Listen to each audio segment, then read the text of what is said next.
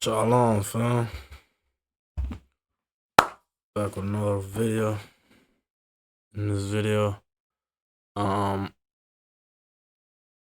we're talking about some real influential figures. Hassan Campbell crashes out on WAC 100, and no jumper for posting this.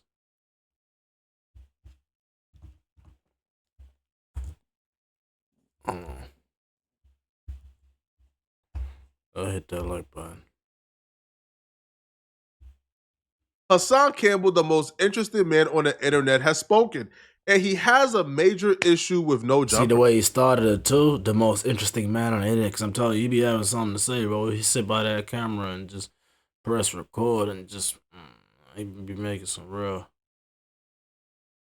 videos. Hassan Campbell, the most interesting man on the internet, has spoken, and he has a major issue with no jumper. His issues with no jumper stem from this particular roundtable that no jumper had with. Okay, I didn't watch that, but I seen it kind of come up and maybe seen a bit of it from somewhere. I'm not sure exactly where, but man, the kings of hip hop media unite.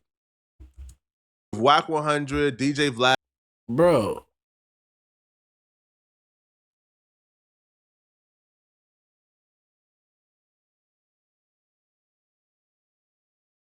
Kings of hip hop media. Nah, I don't agree for real. We talking hip hop media. I feel like people mix like personalities and media. Like those aren't the same thing. Being a personality is different to being like media.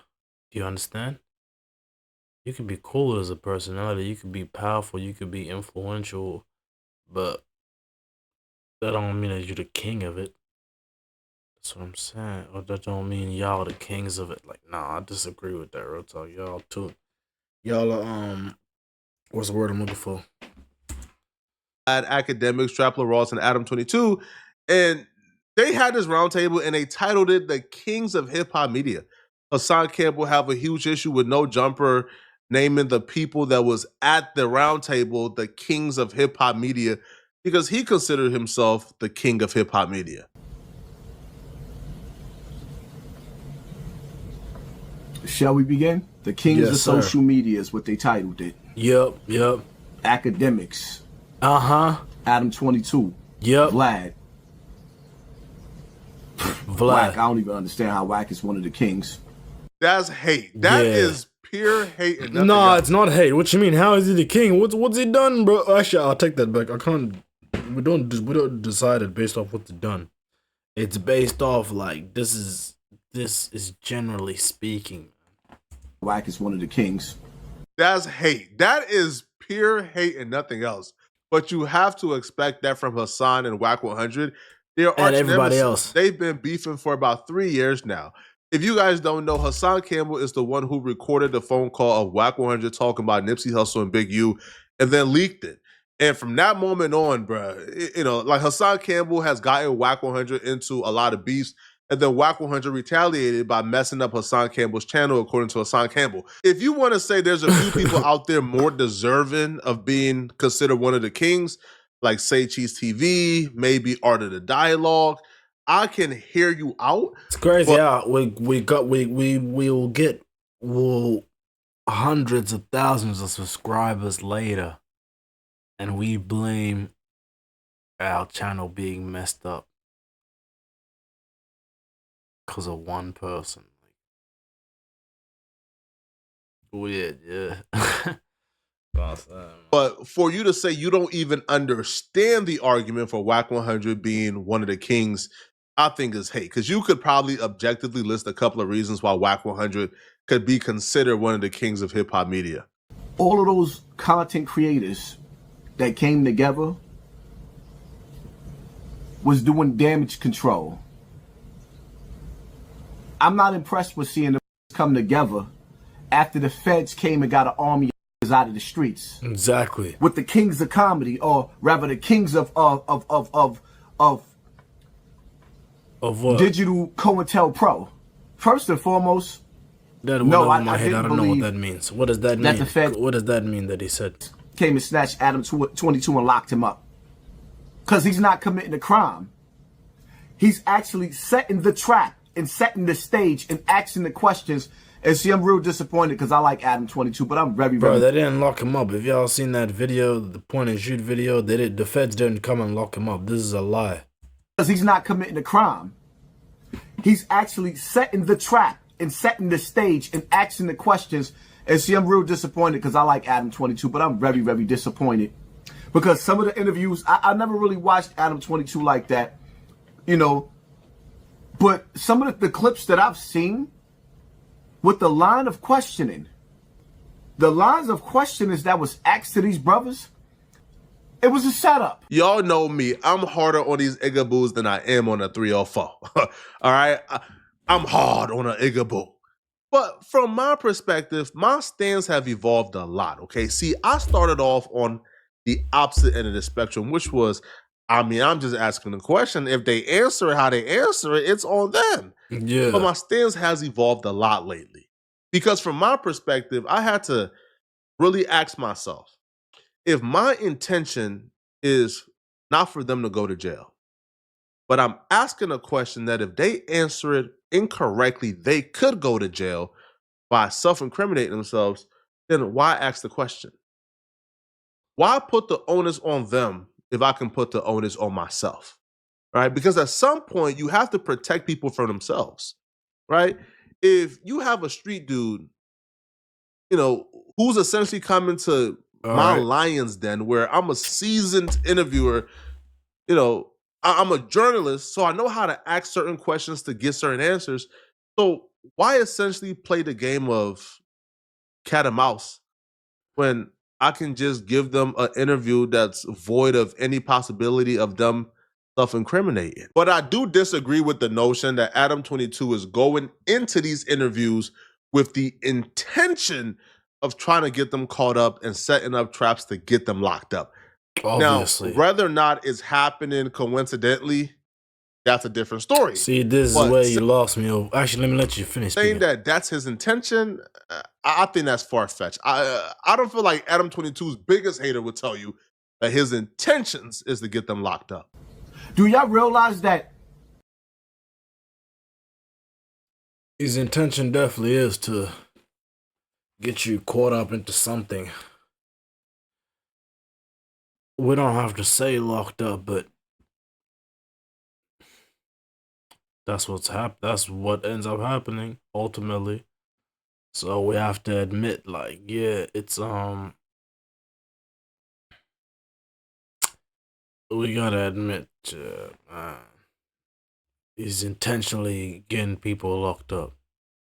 Whack 100 was on tapes talking about selling guns to the gun. He was saying he sold guns to the Bloods and the Crips and instigated gang wars for them to kill each other. How did y'all forget that? Crazy, yeah? When did they say that? Show me. Let me see. Did y'all forget that when Whack 100 was bragging and talking about Big U and those wiretaps, he wasn't talking bad about him to the point to where that, he was down.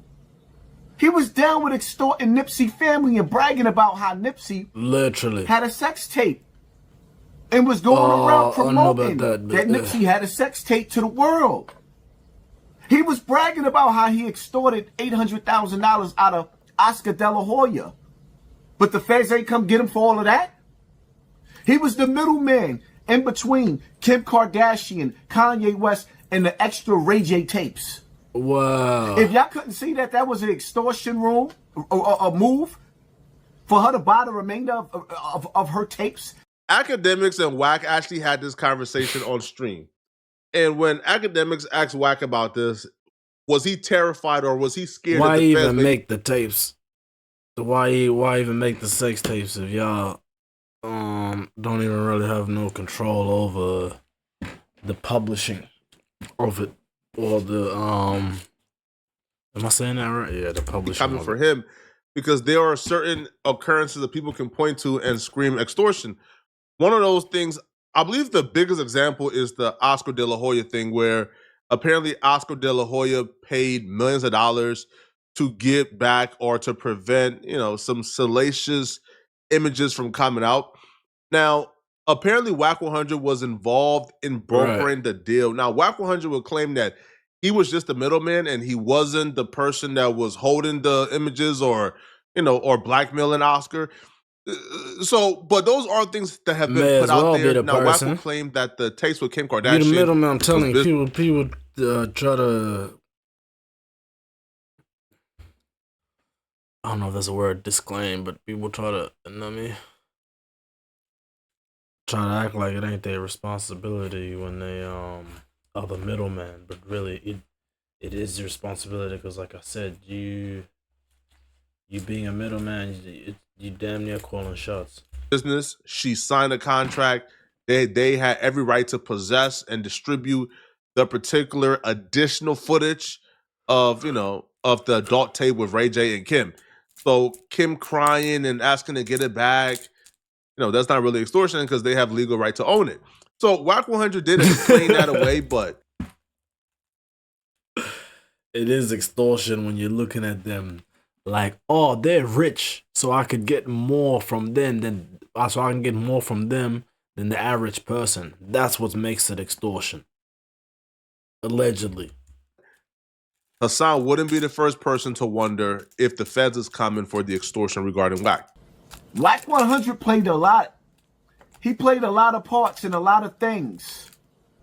Had conversations. Yeah, I got the receipts. Hassan I got the and text tell him, messages. I got the tapes of Big U asking me to go after Nipsey. Why did Big U feel comfortable going after Nipsey's estate and having that conversation with you? Because you was with every bit of it.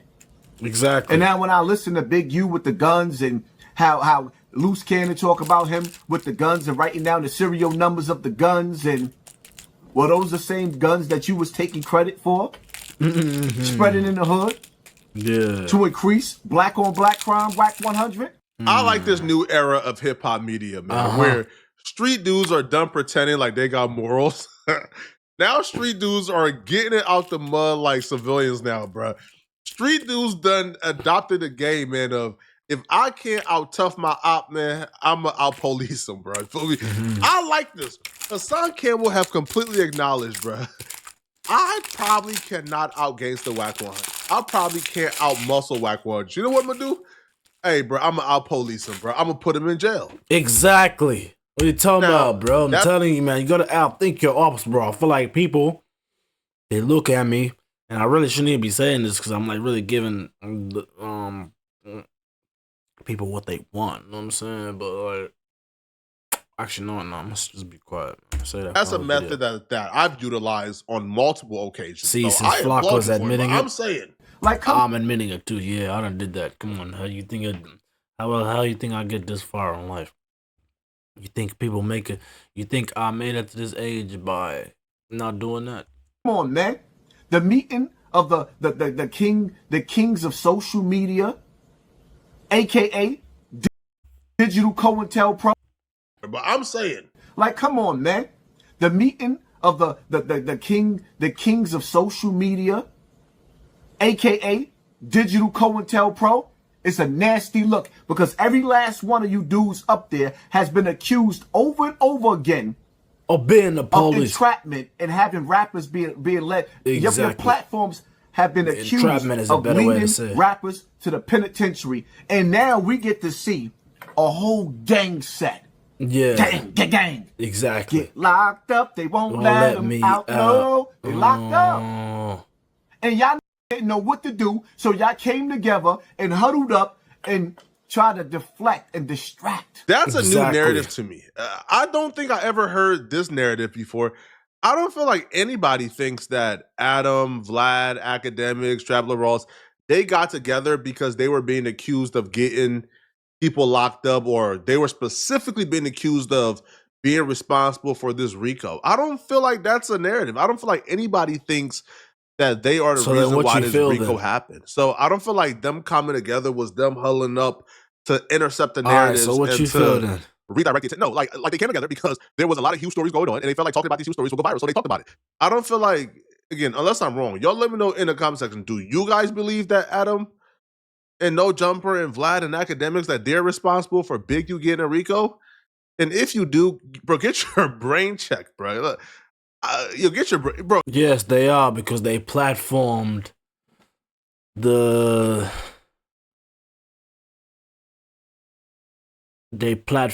circus. They've been investigating the Big U Rico since 2021. From what's really going on. Now, my whole thing is, I don't like it because there's so much to talk about. Hey, when people always say that, oh, they've been investigating. That's what they try to say about me too. They try to say, oh, they've been watching you. They've been bruh. When you guys do things like get on the phone and you talk and you do things like, oh, you know what I mean? It's like, bruh. It's like sometimes for them to really come for you, they gotta really actually have evidence, right? How you think they get the evidence? From letting you live, letting you see what you're gonna do, where you gonna go, who you gonna hang with, the kind of trouble you're gonna get in, the kind of good you're gonna do, everything. They look at all that, right? Bro, they've been investigating the Big U Rico since But y'all just help them literally by just tell them, man, y'all be dry snitching. 2021. From what's really going on. Now, my whole thing is, I don't like it because there's so much to talk about. Why y'all talking about things? Why y'all ask questions? Why even ask a question knowing that some of y'all outsmarting these dumb dudes? Shout out to Loose Cannon, that's my dude, but he's dumb. He might be the dumbest that ever touched the internet. Why say that? He might be, and even with the other brother, Brick Baby. He done indirectly put himself in between them bodies that dropped with Little Dirk and Little Pab. He done put himself in the mix in the middle of that. Running your mouth on social media. Exactly. That's where I draw the line. Now, Brick Baby and Loose Cannon are not victims. Like, I'm not even entertaining that narrative, bro. That Brick Baby and Loose Cannon are victims. Now, if you're telling me, like, the 19-year-old drill rapper who comes and gets interrogated and says something he shouldn't have said and then get arrested, right, he's probably a victim. But Brick Baby and Loose Cannon are both, Loose Cannon is 42. Brick Baby is almost 40. These are completely grown men with kids, bro. Right? Them coming on a podcast and saying things that could be used against them, nah, bro. They have to blame for that. And in some cases, like, for example, the first Loose Cannon appearance in On No Jumper, bro, Loose Cannon was not interrogated by Adam or by Wack. No, bro, Loose Cannon was talking that talk on his own. So if he volunteered the information, how can you now say, oh, No Jumper, bro, like you filed for it? No, bro. Loose Cannon and Brick Baby aren't victims, right? They aren't. Now, those my guys, but they're not. Bro, why you think they volunteered the information is because you guys gave him the comfortable environment to tell. That's what happens, bro. You guys ain't gonna admit it, but you guys all play a part in this Rico. And no, me getting people indicted because